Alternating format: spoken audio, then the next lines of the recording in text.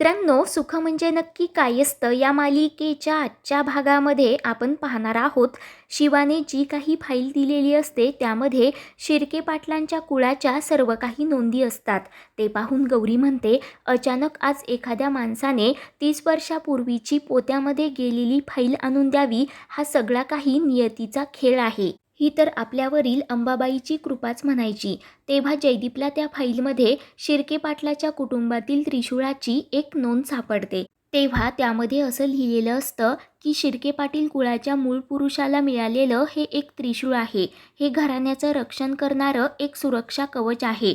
परंतु हेच त्रिशूळ सर्वनाशालाही कारण ठरू शकतं जर ते एखाद्या वाईट व्यक्तीच्या हाती लागलं तर. आणि म्हणूनच या सगळ्या गोष्टींचा विचार करून हे त्रिशूळ एका गुपित ठिकाणी लपून ठेवण्यात आलं आहे. तर गौरी विचारते, पण ते त्रिशूळ कुठे लपून ठेवलं हे त्यामध्ये लिहिलं आहे का? तेव्हा जयदीप पुढे वाचतो तर त्याला कळतं, त्रिशूळ हे जगन्नाथ स्वामींच्या आश्रमामध्ये अगदी सुरक्षितपणे ठेवलं आहे. तेव्हा त्या फाईलमध्ये जगन्नाथ स्वामींच्या आश्रमाचा पत्तासुद्धा लिहिलेला असतो. जयदीप म्हणतो, आता आपल्याला त्या स्वामींना शोधायलाच हवं, आपण लगेच जाऊयात. म्हणून आता जयदीप गौरी बाहेर जाण्यासाठी निघतात. परंतु त्याच वेळेला जयदीपला शेखरदाजींचा फोन येतो. तर दाजी रडतच सांगतात की जयदीपराव, आपल्या फॅक्टरीला आग लागली, तुम्ही लवकर या. ते ऐकून जयदीप गौरीच्या पायाखालची जमीनच हादरते. गौरी म्हणते, जयदीप तू फॅक्टरीमध्ये जा, मी जगन्नाथ स्वामींना शोधायला जाते. जयदीप म्हणतो, नाही गौरी, तू एकटीने नाही जायचं, हा काळ खूप संकटाचा आहे. तर गौरी म्हणते, पण जयदीप फॅक्टरीवरील संकटसुद्धा खूप मोठं आहे. हजारो लोकांच्या जीवनमरणाचा प्रश्न आहे. तू माझी काळजी नको करूस, तू तिकडे जा. त्यावर आता शालिनी म्हणते, गौरी अगदी बरोबर बोलत आहे. जयदीप भाऊजी, तुमची कंपनीला खूप गरज आहे, तुम्ही तिकडे जा. वाटलं तर मी गौरीसोबत जाते, तुमची काही हरकत नसेल तर. तर जयदीप म्हणतो, ठीक आहे गौरी, तू तुझं लाईव्ह लोकेशन चालू ठेव. असं म्हणत जयदीप लगेच तेथून बाहेर पडतो.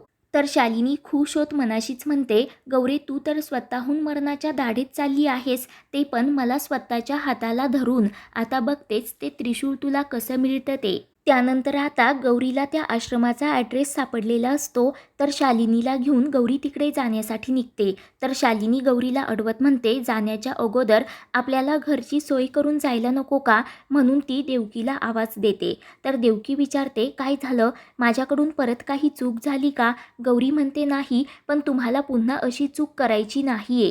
कारण शालिनी वहिनी आणि मी, आम्ही दोघेही आता बाहेर जातोय. दादामाईंना काही लागलं तर त्यांना लगेच आणून द्या. त्यांना सोडून कुठेही जाऊ नका, त्यांची काळजी घ्या. देवकी म्हणते, ठीक आहे. शालिनी म्हणते, जर यामध्ये काही चूक झाली तर मी काय करेल तुला ठाऊक आहे. प्लीज मला काही वेडवाकडं करायला लावू नकोस, लक्षात राहील ना? तर देवकी म्हणते, हो, पण तुम्ही दोघीजणी कुठे चाललाय हे मला सांगाल का? परंतु देवकीला काही न सांगता शालिनी गौरीला बाहेर घेऊन येते. ती म्हणते, गौरे बघ ना, माझं नशीब तरी काय आहे, शेवटच्या प्रवासाला मीच तुला घेऊन चालले. तेव्हा गौरी धक्क्यानेच विचारते, शेवटच्या प्रवासाला म्हणजे? शालिनी म्हणते, अगं हे जयदीपानी तुझ्यावर येणारं शेवटचं संकट आहे की नाही, आणि त्या प्रवासाला मी तुझ्यासोबत आहे. गौरी विचारते, आपल्याला तिकडे पोचायला किती वेळ लागेल? शालिनी म्हणते, तुला 1 तासात पोचवते बघ. त्यानंतर आता दोघी पण जगन्नाथ स्वामींच्या आश्रमाचा शोध घेत एका अमराईमध्ये येतात. तेवढ्यात तिथे एक व्यक्ती येतो. गौरी त्याला विचारते की इथे जगन्नाथ स्वामींचा आश्रम कुठे आहे? तेव्हा तो व्यक्ती विचारतो, तुम्ही कोण आणि जगन्नाथ स्वामींकडे काय काम आहे? तर गौरी सांगते, आम्हाला त्यांना भेटायचं होतं, आशीर्वाद घेऊन त्यांच्याशी थोडं बोलायचं होतं. तेव्हा तो व्यक्ती म्हणतो, तुम्ही त्यांचे आशीर्वाद तर घेऊ शकता, परंतु बोलू शकता की नाही ते नाही माहीत. गौरी विचारते, म्हणजे? तेव्हा तो व्यक्ती लगेच गौरी आणि शालिनीला जगन्नाथ स्वामींकडे घेऊन येतो. तर दोघी पण जगन्नाथ स्वामींच्या पादुकाचे दर्शन घेतात. परंतु जगन्नाथ स्वामी मात्र अगदी मेलेल्या अवस्थेमध्ये खाली पडलेले असतात. तेव्हा त्यांचा भक्त गौरीला सांगतो की गेल्या 5 पौर्णिमेला त्यांची अशीच अवस्था आहे. मेलेले म्हणावं तर श्वास अजून चालू आहे, परंतु कशात जीव अडकला काय माहिती. तर गौरी विचारते, आपण जे काही बोलतो ते त्यांना कळत असेल ना? त्यावर तो भक्त सांगतो की नाही, आपण जे काही बोलतो ते त्यांच्यापर्यंत पोचतच नाही. प्रचंड साधना केली म्हणून इतके दिवस अन्न पाण्याशिवाय ते जिवंत आहेत. 5 पौर्णिमा झाली परंतु एकदाही त्यांच्या डोळ्याची पापणी लवलेली नाही. ते ऐकून गौरीला मोठा धक्काच बसतो. शालिनी म्हणते, 5 पौर्णिमा म्हणजे तुझ्यावर संकटाची मालिका चालू झाली त्या दिवसापासून. तेव्हा गौरी लगेच ते त्रिशूळ स्वामींना दाखवत विचारते, तुम्हाला याचा काही अर्थ कळतोय का? तुम्हाला याबद्दल काही माहिती आहे का? आणि ते त्रिशूळ पाहताच स्वामी खूपच खुश होतात.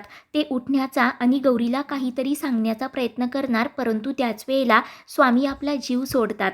ते पाहून सर्वांनाच मोठा धक्का बसतो.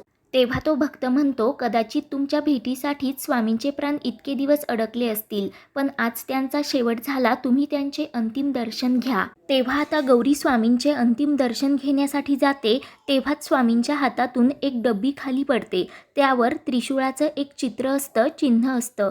ते पाहून गौरीला मोठा धक्का बसतो. शालिनी म्हणते, ही डब्बी खोलून पहा बरं. तेव्हा त्या डब्बीमध्ये एक कागद असतो आणि त्या कागदावर एक नकाशासुद्धा काढलेला असतो. शालिनी म्हणते, गौरी आपण अगोदर घरी जाऊयात आणि शांतपणे हा नकाशा पाहूयात. त्यानंतर आता दोघीही घरी येतात आणि तो नकाशा पाहू लागतात. त्याच वेळेला गौरीला जयदीपचा फोन येतो. जयदीप विचारतो, त्रिशूळाबद्दल काही कळलं का? गौरी सांगते, हो, एक नकाशा मिळाला आहे, पण मला अगोदर सांग, फॅक्टरीची आग आटोक्यात आली का? तर जयदीप म्हणतो, हो, फायर ब्रिगेडवाले लवकर पोचले म्हणून आपण त्यातून वाचलो, जास्त काही नुकसान नाही झालं. पण मला सांग, तो नकाशा नक्की कशाचा आहे? घराचा आहे का? गौरी सांगते की तेच काही कळेना झालं. जयदीप म्हणतो, ठीक आहे, मी घरीच यायला निघालो, घरी आल्यानंतर आपण पाहूयात. तर इकडे शालिनी विचारते, गौरी तुझी हरकत नसेल तर मी हा नकाशा एकदा हातात घेऊन पाहू का? गौरी म्हणते, ठीक आहे. तेव्हा शालिनी बारकाईने तो नकाशा पाहू लागते. ती म्हणते, गौरी तू म्हणतेस ते बरोबर आहे ग, यामध्ये तर सगळ्या वाटा अर्धवटच आहे. मला असं वाटतं या नकाशाचा आणखी एक तुकडा असेल आणि त्या म्हाताऱ्याने आपल्याला तो दिलाच नाही. म्हातारा मरताना सुद्धा अर्धवट काम करून गेला.